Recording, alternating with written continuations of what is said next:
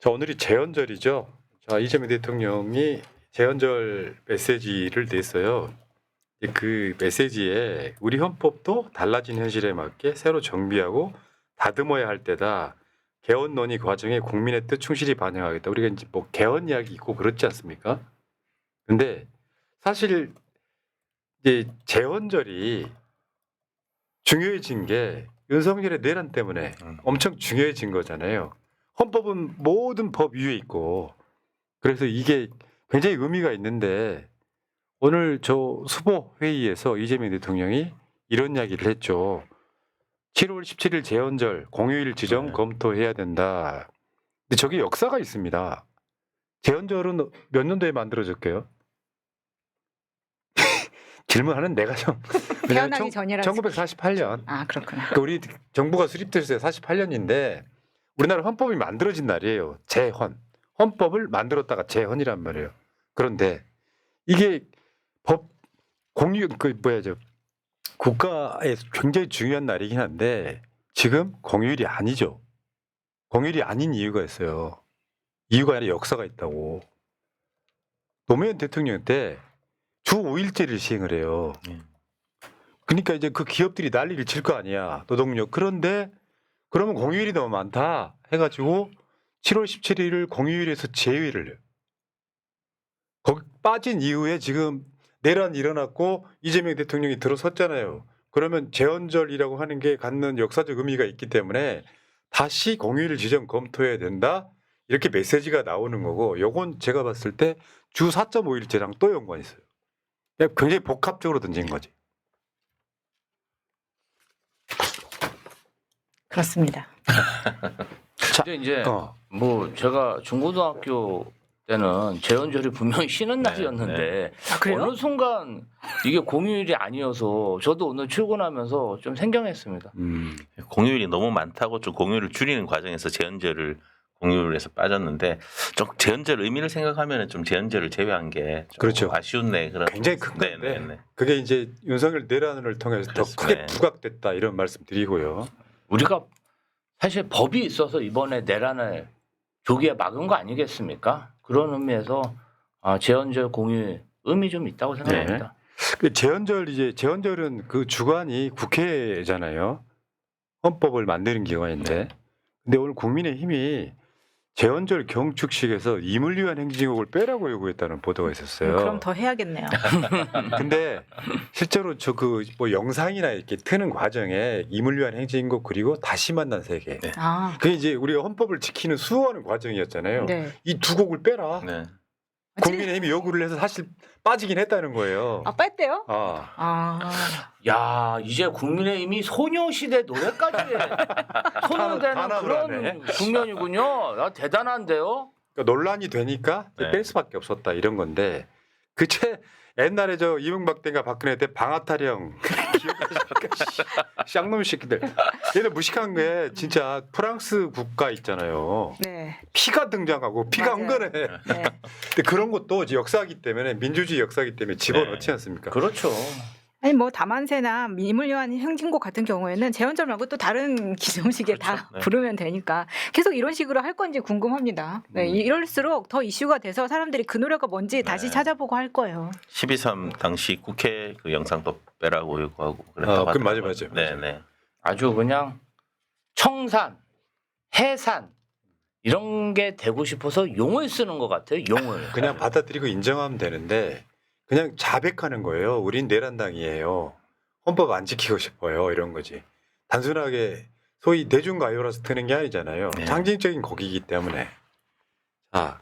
근데 이제 오늘 더 하고 싶은 이야기는 어저께 그 참사 유가족들 모여서 한 행사 아까 영상으로도 보셨습니다만 이 장면에 굉장히 많은 국민들이 울컥했다는 거 아니겠습니까?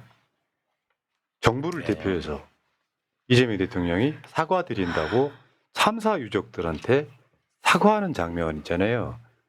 대통령도 본인도 저렇게 인사하고 나서 그 다음 멘트에 울컥하는 게 보입니다. 제 주장과 제 생각이기도 해요.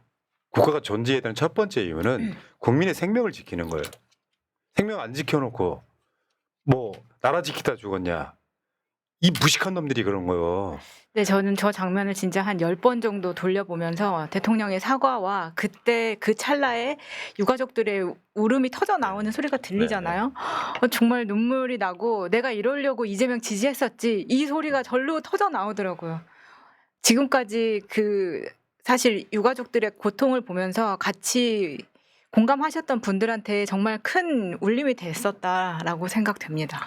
제가 과거에 이태원 참사가 일어나고 한 달도 안 돼서 이재명 당시 대표가 이태원 참사 그 유가족들이 이태원에 참사 그 추모 시설을 이렇게 마련해 놨어요. 사진도 이렇게 놓고 꽃도 이렇게 됐고. 그래서 이재명 대표가 하여튼 거기가 뭐 틈만 나면 방문을 해서 추모를 하고 했는데 제가 이제 한번 같이 따라갈 일이 있었는데 거기에 그 구구 아스파트 우파 김땡땡 이런 자들이 네. 차량을 대놓고 스피커로 집회 신고를 한 다음에 계속 유가족들이 비방하는 거예요. 네. 그것을 막 1시간, 2시간도 아니고 7시간, 8시간. 그러니까 그 유가족들이 정말 고통스러워하시고 정말 울부짖더라고요. 참 이재명 대통령이 뭐 우리도 이런 모습을 보려고 이재명 대통령을 찍었지만 이재명 대통령도 이러한 정말 국가 수반으로서 역할을 하기 위해서 대통령이 된 게 아닌가 이런 생각이 맞습니다. 듭니다. 네. 여러분 그 성남시장 때 세월호 깃발을 계속 걸었던 바로 그 진정성이고요. 어제 행사가 대통령만 참석한 게 아니라 수석들 다 이상. 네. 그리고 장관급 지금 뭐 임명 중이긴 합니다만 정부의 차관급 이상 고위 공직자들 이렇게 다 모아서 직접 보여준 거예요. 내 기조는 이런 거다라고. 네. 그 앉아 계신 유가족들 보시면은 오송 참사, 이태원 참사, 제주항공 여객기 참사, 세월호 참사 이렇게 다 초대를 했잖아요. 그리고 그 중에 이렇게 보시면은 그 다음 사진 한번 보여주세요. 저는 이 사진에서 왼쪽에 보면은 지성의 아버님이 계시는 거예요. 근데 그동안 정말 저 카메라를 들고 모든 현장에 그리고 네. 특히 세월호뿐만이 아니라 다른 참사가 있을 때는 그 자리에도 계속 열심히 뛰셨던 사실 피해자 가족 중에 하나인데 저분 지금 새날을 생방송으로 들으시기도 네. 하고 저 노란 옷 입고 지금 네. 기록하시는 거예요. 근데 이 정부에서는 지성의 아버님을 또 알고 있기 때문에 저분이 저렇게 같이 취재할 수 있도록 해줬다고 생각하니까 또 울컥하는 그러네요. 면이 있었습니다. 자, 어쨌건 어제 제가 느낀 감동은 그런 거였어요.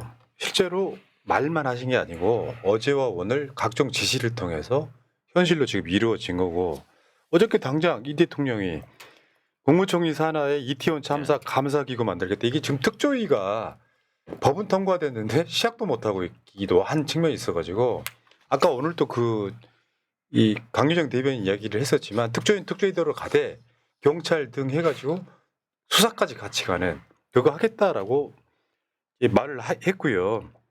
근데 여러분이 있잖아요. 국가를 대표해서 대통령이 사과하는 거 있잖아요. 노무현 대통령 때 엄청 했거든요. 여러분 그 제주도민에 사과하는 노무현 대통령, 제주 4.3이 노무현 대통령이 일으킨 겁니까? 아니죠. 노무현 대통령 때 사과한 것들이 굉장히 많습니다. 4.3 사건, 한국 정권 민간인 학살, 베트남전 민간인 학살, 부마 항쟁, 5.18 광주 민주화 운동. 본인이 한 게 아닌데 사과를 하는 거예요. 이재명 대통령도 똑같습니다. 그 참사들이 지금 박근혜 때, 윤석열 때 일어난 참사들 아닙니까? 네. 엊그제는 오송 참사, 이주기였고. 그러니까 이게 민주정부가 갖고 있는 어떤 결은 항상 그런 식으로 도도히 흐르고 있다.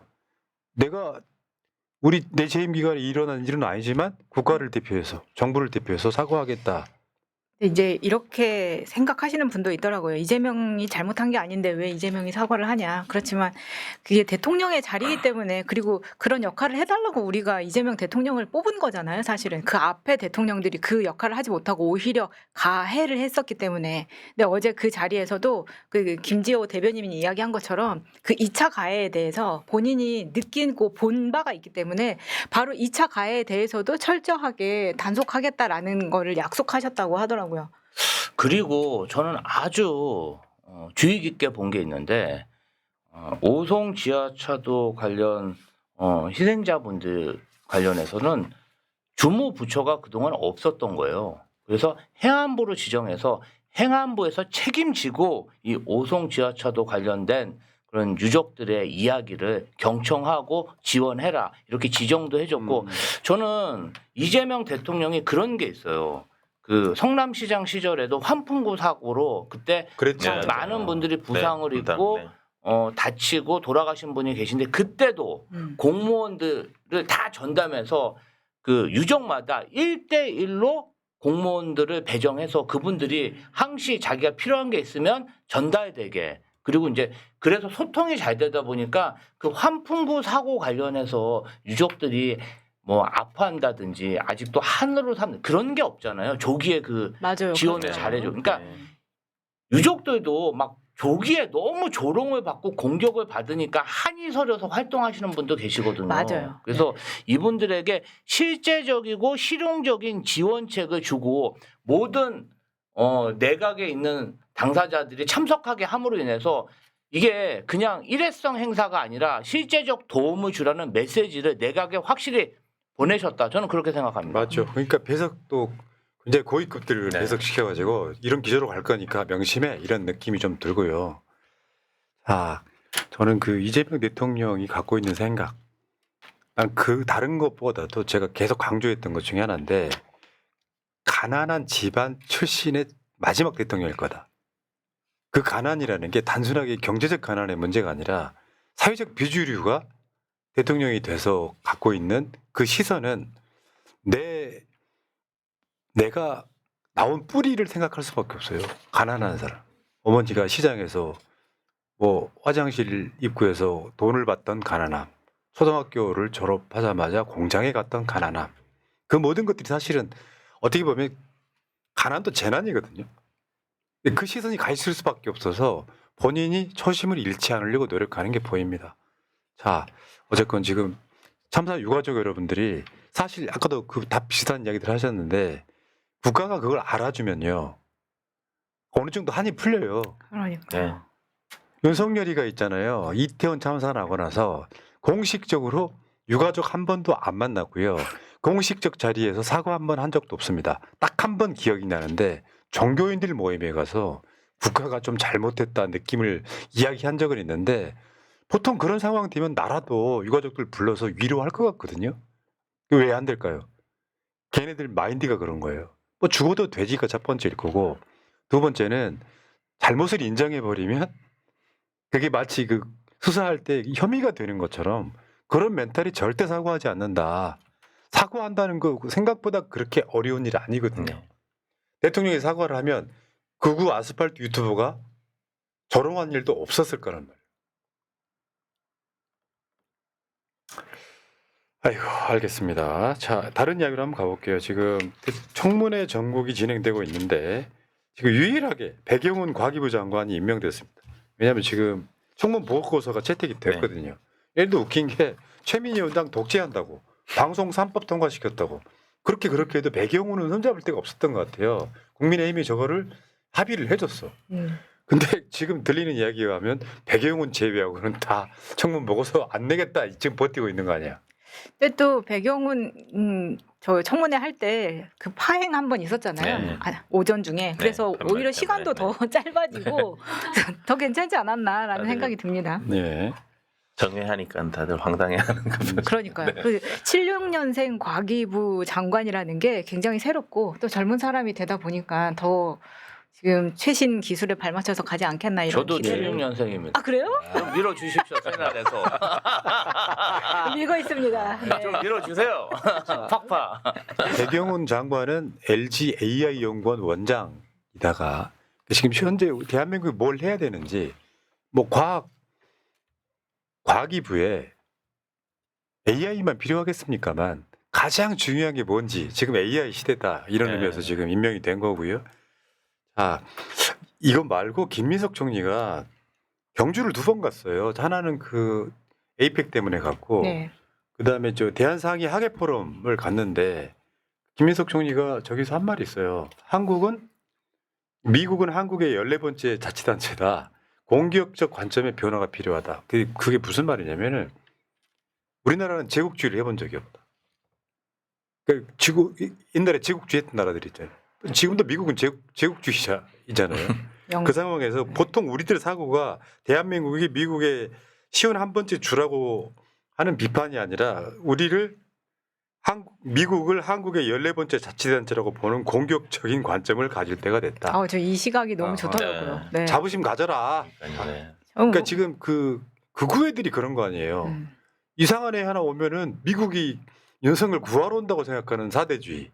얘네들 모이면은 일장기하고 성적이 걸어놓고 이스라엘기까지 모아놓고 하는 그 사대주의.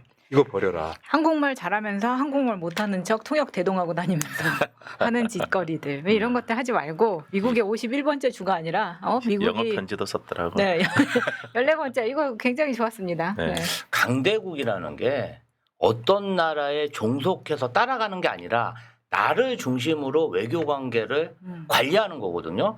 이재명 정부 들어서 북한하고 관계도 좀 좋게 관리하고 중국, 러시아, 일본 다 관계를 좋게 하지 않습니까? 네. 그런데 과거 윤석열 정부 어떻게 했습니까? 나 미국 편 들래, 나 일본 편 들래 이러면서 중국하고 러시아 관계를 북한하고 관계를 헌실장처럼 막 버리고 막 적대국처럼 대응하니까 이게 대한민국의 국익을 지킬 수 있는 그런 건가요? 저는 대한민국 이제 약소 국가가 아니다. 그렇죠. 방산으로도 네. 유명하고 맞아요. 경제력도 있고 강대국이라고 말할 정도의 어떤 힘이 있는 나라인데 오직 국민의힘과 대한민국 일부 국민만 우리는 아직 약소국이야. 우리는 미국과 이스라엘을 따라가야 해. 이런 잘못된 생각을 가지고 있다. 맞죠. 네. 예. 그게 이런 게 있어. 내 자부심은 있잖아요. 일본 놈들이 소위 조선 사람 그렇게 교육시킨 거 아니야. 조선 놈은 뭐 맞아야 된다 이런 얘기같이. 항상 종속돼 있는 사람이 있는 거. 지금 우리나라 극우들이 그런 사람들 아니에요. 여러분 있잖아요. 다시 알려드릴게요. 한국은 세계 경제 12대국이고요. 국방력은 뭐 지금 약간 물러났다고 하는데 5위에서 7위 안에 드는 나라입니다. 쉽게 표현해서 대한민국 역사가 광개토대왕 이후에 가장 국력이 셀 때예요. 자부심 가지셔도 됩니다. 부끄러워하지 마시고 그 자부심으로 트럼프의 관세 협상 같은 것도 사실 이겨내는 거라고 봐요. 근데 언제까지? 여러분 있잖아요. 일본 이야기하면은 아직도 선진국이라고 생각하는데 다시 한 번 말씀드립니다. 일본 망한 나라예요. 실제로 그 20년, 30년 동안 월급도 안 오르고 해가지고. 근데 일본은 그런 게 있어. 좋은 점은 있기는 해. 일본 취업률은 95%가 넘어요. 이유가 뭔지 아십니까? 일본 취업률이 높은 이유는 되게 간단해요. 일본은 자르는 걸 못하는 문화예요. 근데 일본 취업률 중에 지금 비정규직이 70, 80%가 넘습니다. 자르지를 못하고 자르지 않고 누군가를 대신 비정규직으로 집어넣어가지고 취업률은 높아요. 근데 시대를 못 따라가다 보니까 일본 자체가 망하고 있는데 일장기 들고 나오면 뭐합니까? 솔직히 말하면 이 씨바는 이재명 대통령 밑에 있으면 돼요. 실제로 그 애들이 ICT 못한 이유가 뭐야? 주민등록번호가 없어가지고 로그인을 못하니까 걔네들은 그 코로나 그거 추적할 때 그렇죠. 팩스 보내고 지랄했잖아요. 네. 그런 나라예요. 그러니까 일본 따라가실 필요 없고요. 아직도 서류에 도장을 찍는 문화가 있더라고요. 전자서명이 아니고. 안 되고. 그럼 뭐 이거 인증받으면 되잖아요. 근데 아직도 도장을 다 찍어야 되는 거예요. 신용카드 사용률도 낮고. 예. 자, 어제 나왔던 여론조사 잠깐만 보여드리겠습니다. KSOY인데요. KSOY가 좀 짠 편이긴 합니다. 여론조사에서. 이 회사마다 자기들 하우스 이펙트가 있어. 근데 한번 볼게요. 이재명 대통령 61.6 긍정평가, 부정평가 32.9인데 제가 계속 말씀드려옵니다. 60% 넘으면 그게 천장이라고. 천장 뚫어버린 거는. 여론조사 의미가 없다. 자, 한번 보시고. 정당 지지도는 민주당이 지금 49.1, 국민의힘이 25.3 이렇게 보시면 되는데 저건 지금 자동응답이에요. 그러니까 갤럽에서 19% 나온 거에 비하면 좀 잘 나오죠. 제가 항상 말씀드리잖아요. 상담원이 물어보면 솔직히 말을 못하는 경향이 있고 기계가 물어보면 난 국민의힘 좋은데 국민의힘 누르는 경향이 있다. 자, 국민의힘이 좋으시면 2번 그럼 2번 누른다는 거예요. 그러니까 그게 한 6% 정도 차이가 난다. 자, 이렇게 어쨌건 이재명 대통령이 지금 국가를 대표해서 사과를 했다는 부분이 아무것도 아닌 것 같지만 당연하다고 생각하시면 안 됩니다. 저건 뭐냐면 예를 들어서 일본이 역사 청산을 할 때 일본의 총리들이 사과를 하는 거랑 같은 맥락인 거예요. 그놈들이 우리나라 침략했습니까? 그게 아니라 그렇게 못을 박아 놔야 그것에 대한 반성이 이루어지고 국가의 잘못이 인정이 되면 거기에 대한 예방도 하고 그러는 거거든요. 윤석열 같은 애들은 절대 못한다. 그런 정권은 보수 진보 상관없이 지금 대한민국에 있을 필요가 없다. 이렇게 결론 한번 내려보겠습니다. 자, 분노의 똥침님. 전남입니다. 여기저기 침수가 되고 통제되고 난리가 아니에요. 무서워 보여. 퇴근도 다 안겨서 가고 있는데 진짜 무서워 보여. 무서워 보여는 어디 사투리야? 전남이라면서 뭔가 경상도 냄새가 나는데. 윤 썩을 놈 오늘 안 더워서 참 잘 자겠네. 알겠습니다. 자, 박문희님 고맙습니다. 김병철님 출첵 오늘도 반갑습니다. 가슴 찡한 우리 통행님 말이 감동입니다. 박구영 교수와 김호준이 명비여천가를 부를 만합니다. 강경화 진단만 아니면 지원금 나오면 새날마켓 위에서 아래까지 다 털 건데 골라서 먹게 해서 아쉽습니다. 그래서 그래도 최범이 사라고 하는 건 살라고 마음은 먹습니다. 새날 화이팅, 새날가족 모두 화이팅, 민주당 화이팅, 김지호, 오동현 화이팅, 김혜경, 이재명, 김민석 만세, 최범 귀엽고 사랑해요. 대한민국 태영청 채널 구독하셨습니까? 아, 김병철님 나오면 제이님 안 나올 수 없죠. 제이님 하늘이 어두워서 밤인 줄 알고 지금까지 잤네요. 이분들 뭐 하시길래 지금 자? 개부럽? 자, 비 피해가 없었으면 좋겠습니다. 오동현 변호사님 나오셨네요. 오늘 맹활약 기대하겠습니다. 예, 하셨습니다. 예. 화이팅. 예. 네. 오동현은 앉아 있는 것만으로 맹활약이잖아. 압도하잖아 지금. 참. 귀여워서 귀여움 승부. 귀여움 승부. 네, 기염 담당하고 있습니다.